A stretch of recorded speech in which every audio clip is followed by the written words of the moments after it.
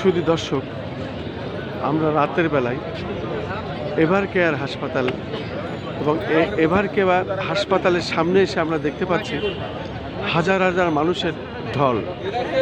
প্রত্যেক মানুষই এখানে দেশনেত্রী, আপসীন দেশনেত্রী বেগম খালেদা জিয়ার জন্য দোয়া করছেন, মোনাজাত করছেন এবং ওনার শরীরের অবস্থাটা কি জানার জন্য অধীর আগ্রহে এখানে মানুষ অপেক্ষা করছেন। আমরা দেখতে পাচ্ছি বিভিন্ন বয়সের মানুষ এখানে এসেছেন এবং সাবেক 3 বারের প্রধানমন্ত্রী বেগম খালেদা জিয়ার জন্য দোয়া করছেন।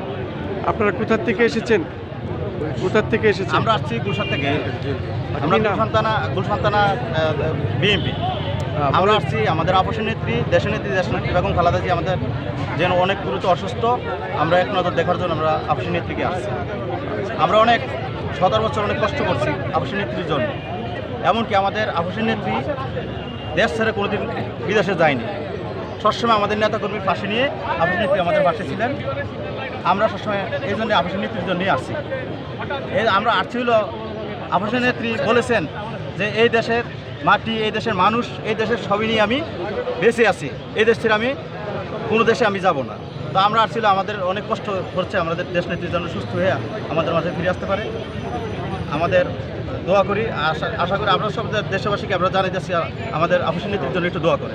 আচ্ছা, আপনার বিএনপি দলের পক্ষ থেকে কিন্তু বারবার বিনীতভাবে অনুরোধ করা হচ্ছে এখানে যেন ভিড় না করা হয়, এরপরেও কেন আপনারা এসেছেন জানতে চাচ্ছি। আমরা আসছি আমাদের অনেক কষ্ট মনে, আমরা 17 বছর আপসীর জন্য অনেক কষ্ট করছি। যে আমাদের মা, আমাদের দেশ নেত্রী মা, আমাদের দেশের আপসীন নেত্রী মা, আমরা তার জন্য অনেক দোয়া করি। যেন অনেক কষ্ট আমাদের ভিতরে, আমাদের আপসীন নেত্রী আমাদের আগলেই রেখেছে। আমরা তার জন্য অনেকটা কষ্টে আছি, আমরা কিন্তু থাকতে পারি না বাসায়, কিন্তু আমাদের আপসীন নেত্রীর জন্য আমাদের অনেক মনে কষ্ট। আমরা ঘুম হইলে ঘুমো আসে না, কি জন্য আমরা সবসময় আমাদের সামনে ছিল, আমাদের সবসময় হাসি ছিল, এখন আমাদের মুখে অনেক কান্না। আচ্ছা, বিগত সরকারের আমলে বলা হয়েছে যে বেগম জিয়াকে মৃত্যুর দিকে ঠেলে দিয়েছে, তার উপর জুলুম নির্যাতন করেছে, আটকে রেখে জেলখানে। তো এই বিষয়ে আপনার কী মনে হয়? যে এই বিষয়ে আমার মনে হয় তারা আমাদের যখন আমার আপসীন নেত্রীকে যখন জেলে নিয়েছিল তখন ওরা কিছু খাওয়াইছে, ভিতরে চাপাচাপি করছে, কিছু খাওয়াইছে। খাওয়ানো গিয়ে আমাদের আপসীন নেত্রী দিন দিন এই অসুস্থ যাইতে আছে, দিন দিন তার সব কিছু বন্ধ হয়ে যাইতেছে, খাওয়া দাওয়া, বিভিন্ন চিকিৎসাপাতি। দেখেন আপনারা দেখেন, আমরা বিশ্ববাসীকে বলি যে এই যে এইভাবে আমাদের ফেসিস হাসিনা, স্বৈরাচার হাসিনা, তারা ষড়যন্ত্র করে আমাদের আপসীন নেত্রীকে এইভাবে অসুস্থ বানিয়েছে। আচ্ছা, আরেকটা জিনিস জানতে চাচ্ছিলাম যে বারবারই কিন্তু আলোচনা রয়েছে যে তারেক রহমানের দেশে আসার বিষয়টি, যদিও বিভিন্ন আন্তর্জাতিক গণমাধ্যমে বলা হচ্ছে তার একটি লাইফ রিস্ক রয়েছে, জীবনের ঝুঁকি রয়েছে। সেক্ষেত্রে আপনারা কতটা প্রতিহত করতে পারবেন, আপনাদের নেতাকে ডিফেন্স করতে পারবেন দেশে ফিরলে? আমরা আশা করি যদি আমাদের ভারপ্রাপ্ত চেয়ারম্যান জনাব তারেক রহমান বাংলাদেশে ফিরেন, অবশ্যই আমরা আশাবাদ, আমরা কিন্তু তাদের প্রোটোকল যেভাবে দেখা হয় আমরা এইভাবেই দেবো। আমরা গুলশান থানা বিএনপি, আমরা সবসময় খালেদা জিয়ার অথবা ভারপ্রাপ্ত চেয়ারম্যান জনাব তারেক রহমানের পাশেই থাকবো ইনশাআল্লাহ। যে কোনো মুহূর্তে তারেক রহমান আসতে পারেন। জি, আপনারা কি মন মানসিকতা নিয়েছেন, কি প্রস্তুতি নিয়ে আছেন? আমরা আমাদের আশাবাদ করে আছি, আমাদের ভারপ্রাপ্ত চেয়ারম্যান জনাব তারেক রহমান যদি বাংলাদেশে ফেরা দেন, এর ভিত্তিতে আমরা কিন্তু অনেকটা আমরা নেতাকর্মীরা, গুলশান থানার নেতাকর্মীরা অবশ্যই আমরা এটার করে রাখছি যে আমাদের ভারপ্রাপ্ত চেয়ারম্যান জনাব তারেক রহমান যদি বাংলাদেশে ফেরা দেয়, এর ভিত্তিতে আমরা নেতাকর্মীরা তারেক রহমানের প্রোটোকল দিয়ে আমরা নিয়ে আসবো। এমনকি আমরা তার যতদিন এই বিএনপি ফেসিস হাসিনা যেভাবে আমাদের আপসীন নেত্রীকে অসুস্থ বানিয়েছে, একদিন আমরা তাকে অসুস্থ বানাবো আমাদের ভারপ্রাপ্ত চেয়ারম্যান জনাব তারেক রহমান বাংলাদেশ আসার পরে। দর্শক শুনলেন বিভিন্ন মানুষের মন্তব্য।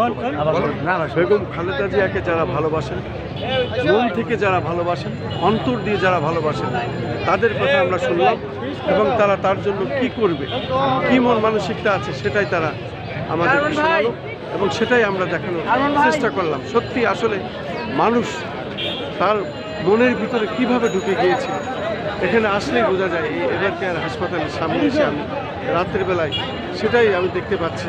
প্রত্যেকটা মানুষ দেশনেত্রী, আপসীন নেত্রী, সাবেক 3 বারের প্রধানমন্ত্রী বেগম খালেদা জিয়ার জন্য আবেগ আপ্লুত কান্নায় ভেঙে পড়ছে, আমরা সেটাই দেখতে পাচ্ছি এবং সেটাই আমরা যতটুকু পারি প্রচার করার চেষ্টা করছি। আমরা দেখতে পাচ্ছি এভার কেয়ার হাসপাতালের সামনে এই রাত্রের বেলায় 10টার পরেও মানুষ এসেই যাচ্ছে এবং প্রত্যেক মানুষই অধীর আগ্রহে আছেন, আল্লাহর কাছে দোয়া তুলে মোনাজাত করছেন, ফরিয়াদ করছেন, আল্লাহ দেশনেত্রী বেগম খালেদা জিয়াকে সুস্থ করে দীর্ঘ আয়ু দিয়ে আমাদের মাঝে আবার ফিরিয়ে আনুন।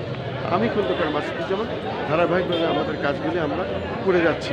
কিন্তু কয়েকদিন হলো উনি এখানে আসেন, এর আগে গত শুক্রবারে সারা বাংলাদেশে দেশনেত্রী বেগম খালেদা জিয়ার সুস্থতার জন্য, দীর্ঘ আয়ুর জন্য মোনাজাত করা হয় প্রত্যেক মসজিদে মসজিদে সারা বাংলাদেশে, এবং এই দোয়া মোনাজাত এখন পর্যন্ত চলছে।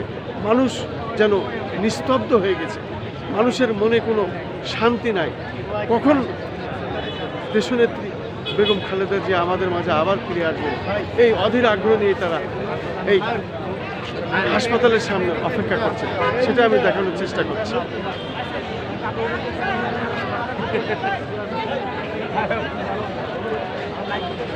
ভাইয়া আপনার ইয়ার নাম্বারটা আমরা দিয়ে দিন, আমরা এটা সার্চ দিয়ে দিব না।